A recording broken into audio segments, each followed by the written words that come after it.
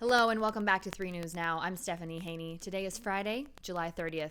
Thank you for being here for the top stories from WKYC.com and our WKYC app.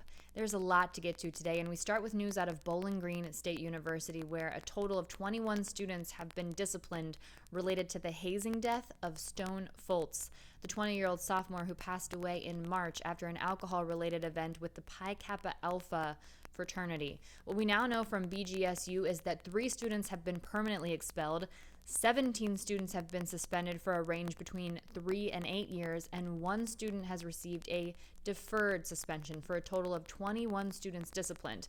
Now, collectively, those students were found responsible for a total of 83 violations of the BGSU Code of Student Conduct, including hazing, harm to and endangering others, and furnishing alcohol. No names of the students disciplined by Bowling Green State University have been released, but this discipline is in addition to the criminal charges that are being faced by several of the people allegedly involved with the hazing event. 3 people from the Pike fraternity had court appearances scheduled on Friday. In Akron, in federal court, Cleveland councilperson Ken Johnson has been found guilty of all 15 counts of the charges against him. This was in a federal corruption case, and the verdict was announced today. He was found guilty of defrauding taxpayers through 3 different schemes that prosecutors say collected him more than $150,000.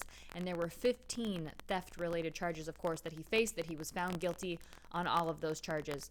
3 News has a team at the federal courthouse in Akron. We will bring you updates as we get them.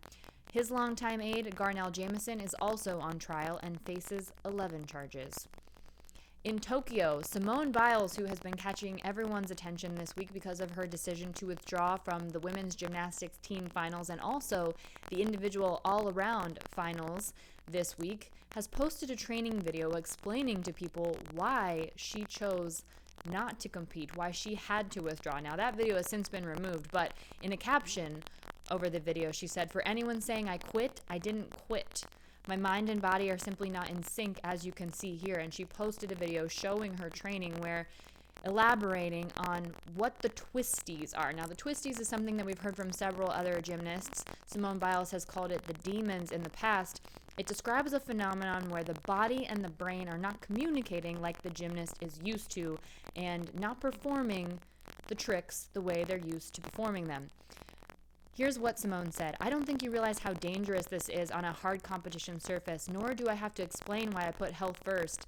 Physical health is mental health." Now, in the video posted by Simone, you can see her landing on her back on a soft pad. She's supposed to do 1.5 twists, 1.5 more twists on the dismount. In a second video, she did another dismount, but she said she was still a half twist short. She said that the issue she was having started after she arrived in Tokyo. She's described it as not being in the right headspace. She said it randomly started happening after prelims competition the very next morning. By that time, an alternate was not allowed to be placed in position. And that was for the know-it-alls, she said, because there are some people who have said that if she would have withdrawn sooner or were wondering why there was no alternate that was put in place instead of Simone Biles withdrawing and not having an alternate put in her place. She explained that she still has the twisties, and it is when gymnasts have their rhythm off with their mind and they're just not able to complete the tricks like they're used to doing it. Here's what else she said. "Sometimes I can't even fathom twisting. I seriously cannot comprehend how to twist. Strangest and weirdest thing as well as feeling." And when she was asked how long it's taken her to recover from this in the past, she says sometimes it's been 2 or more weeks when she's had the twisties, as they're referred to before. Here, back in Cleveland, the Tribe has traded outfielder Eddie Rosario to the Atlanta Braves for infielder Pablo Sandoval. The trade deadline is today, so they are making moves. Rosario has appeared in 78 of Cleveland's 99 games this year. He had a .254 batting average, 7 home runs, and 46 RBIs, so sending him to Atlanta. And in exchange, Sandoval will come here. Now, it's not clear how much playing time he'll get, but he is 34 years old. He's played in 69 games for Atlanta. He's had a .178 average, 4 home runs, and 11 RBIs. Now, the Tribe also, with the trade to Rosario, this comes after they dealt second baseman Cesar Hernandez to the Chicago White Sox, an interesting move to someone in conference for minor league pitcher Connor Pilkington. Right now, the Tribe has a 50-49 record, and they're 8 games back of the White Sox in the American League Central Division, and 5.5 games back of the Oakland Athletics in what is now a crowded American League wild card race. And we got more news about the Tribe last night about the management. Manager Terry Francona will not be managing the Tribe for the rest of the season to recover from a hip replacement surgery that he's having on Monday. Francona said that a walking boot he's been wearing because he had surgery for a staph infection has aggravated an ongoing problem with his right hip. So on Monday, doctors at the Cleveland Clinic will replace that hip, and about 5 or 6 weeks later, a permanent rod will be put into the foot that was impacted by that initial infection. Francona said, "It had gotten to the point where I didn't feel like I was doing my job appropriately, and I didn't feel like I was being fair to the organization, but at the same time, it almost felt like I wasn't being fair to myself either." Now, he credited the general manager, Mike Chernoff, for helping him with his own internal struggle, and also Chris Antonetti, and said that they made it feel like it was okay for him to step away. And Antonetti praised him for trying to continue to lead the team, but agreed that he needs to focus on himself right now. Antonetti said he's persevered and battled through significant pain in a number of different areas. He said, "As I've told Tito multiple times, our foremost concern needs to be his health and well-being." So, you're probably wondering now, who's going to run this thing? Who's going to drive this ship? Well, bench coach DeMarlo Hale, who's in his first season on the job, he'll be the acting manager for the remaining 63 games for the Tribe. Third base coach Mike Sarbaugh will take Hale's regular spot on the bench, and assistant Kyle Hudson will then head to third base coach. Francona said if he can help, he will, but they're good at what they do, and he says he has confidence in his staff.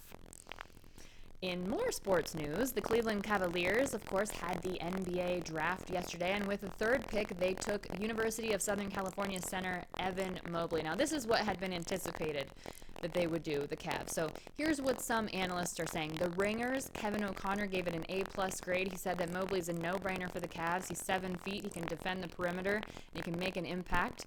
And on offense, he can pass and score from the outside like a guard. And Mobley's former coach told the Ringer that he has a chance to be a generational player in the NBA.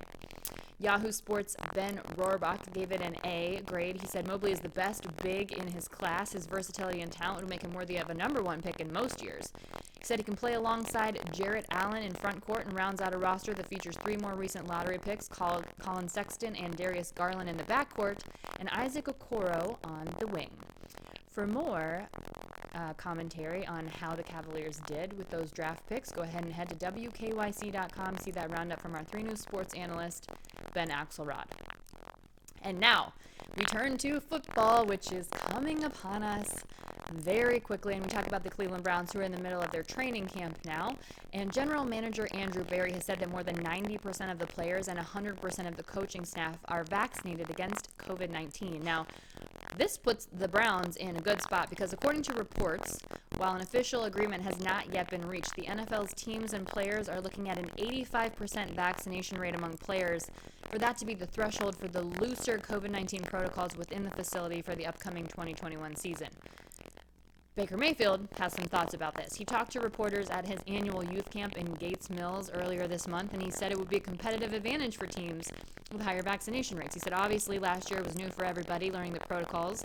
He says it definitely poses a competitive advantage for those higher vaccine rates just because of the close contact rates and what happens if someone does unfortunately get COVID, and then what can happen to the rest of the building. But beyond that, he said, it's also way more than that. It's about safety and just general health and well-being of human life.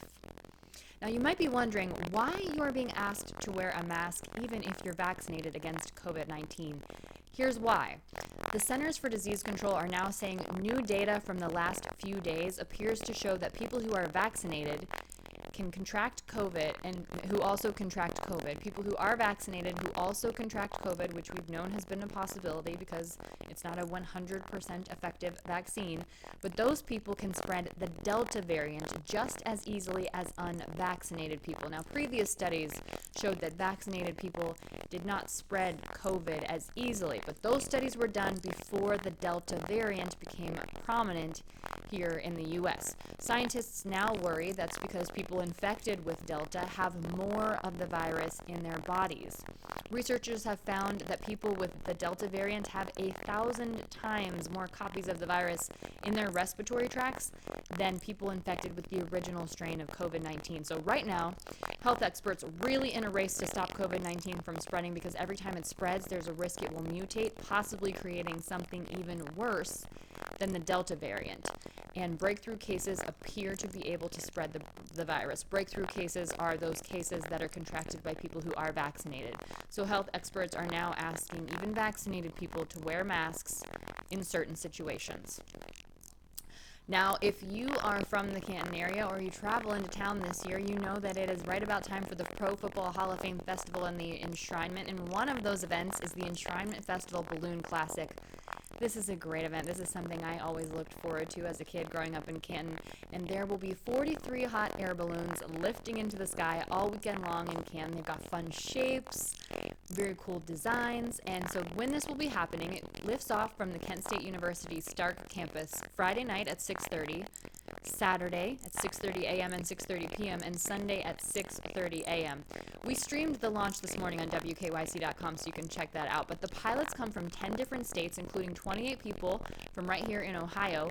And there's a night glow event tonight, too, at 9:30, where the balloons' flames light up the launch area. And there will also be fireworks on Saturday night. There's no cost to get into the event, and there's always lots of food. There's a beer tent. It's a good time if you can make it out there. Other big events for the Pro Football Hall of Fame Enshrinement festivities include the Hall of Fame game. That's Thursday at 8 p.m., August 5th. That's between the Dallas Cowboys and the Pittsburgh Steelers. The parade, the Hall of Fame parade, is at 8 a.m. That's on Saturday, August 7th. And the enshrinement ceremony itself is 6:30 p.m. on Saturday, August 7th. Now, if you are looking for something to do tonight, you might want to head to the Barley House in downtown Cleveland on West 6th Street because the Bachelorette alum Blake Horstman will be in town doing a DJ set at the Barley House. I talked with him this week on my 3 Things to Know podcast. We got his take on how he felt about our Akron native Michael Allio walking away from the Bachelorette. We saw that on Monday, and we recapped that on Tuesday.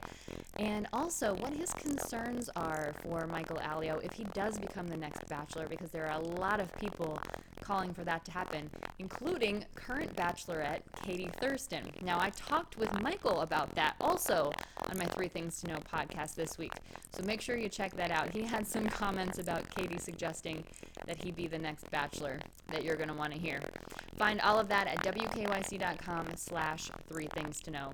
That's it for your 3 News Now update today for Friday, July 30th. Everyone have a wonderful weekend, and I will see you back here on Monday with more 3 News Now.